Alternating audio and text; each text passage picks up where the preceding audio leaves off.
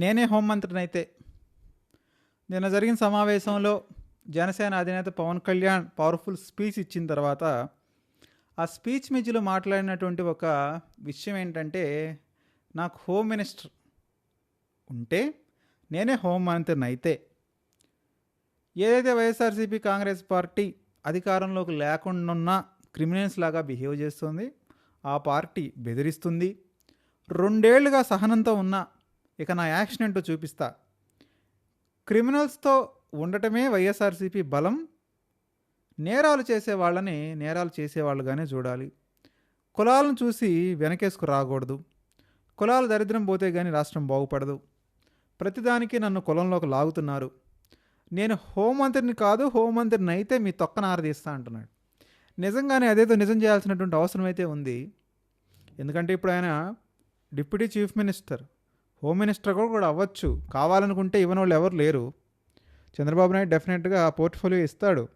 అంటే ఇక్కడ మనం ఒకసారి చూడాలి, అంటే పవన్ కళ్యాణ్ చెప్పినట్టు నిజంగానే ఏం చేస్తాడు, ఏ కైండ్ ఆఫ్ రెవల్యూషన్స్ తీసుకొస్తాడు, అడ్వాన్స్మెంట్స్ తీసుకొస్తాడు.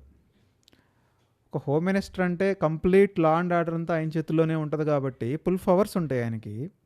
అంటే ఆయన ఆ ఫుల్ పవర్స్ని ఎలా వాడుకుంటాడు, ఏం చేయాలనుకుంటున్నాడు, ఎలా రాష్ట్రంలో ఈ కులాలని సమూలంగా తుదిముట్టించాలనుకుంటున్నాడు, ఎవరైతే క్రిమినల్స్గా ఉన్నారో వాళ్ళని ఎలా చట్ట ప్రకారం దండించాలనుకుంటున్నాడు, నిజంగా చూడాలనేటువంటి కోరిక చాలామందిలో ఉండాలి. దయచేసి పవన్ కళ్యాణ్ గారు సీఎం గారికి రిక్వెస్ట్ చేసి ఎట్టి పరిస్థితుల్లోనూ ఆయన పోర్ట్ఫోలియో చేంజ్ చేయించుకోవచ్చు. ఏదైతే ఇప్పుడు గ్రామీణాభివృద్ధి శాఖ ఉందో దాంతో పాటుగా హోమ్ మినిస్టర్ అయిన తీసుకోవచ్చు, దానికి పెద్ద ప్రాబ్లం ఏముంటుంది. తీసుకొని ఆయన కోర్స్ ఆఫ్ యాక్షన్ ఎట్లా ఉంది, ఆ తొక్క నార ఎలా తీస్తారనేది చూడాలన్నటువంటి ఉత్సుకత చాలామందిలో ఉంది. ఆబ్వియస్గా ఈ కులాలన్నీ పోతే ఎవరు బెనిఫిట్ అవుతారు, స్టేటే కదా బెనిఫిట్ అవుతుంది, స్టేట్లో ఉన్నటువంటి స్టూడెంట్సే బెనిఫిట్ అవుతారు, పాలిటీషియన్స్ బెనిఫిట్ అవుతారు.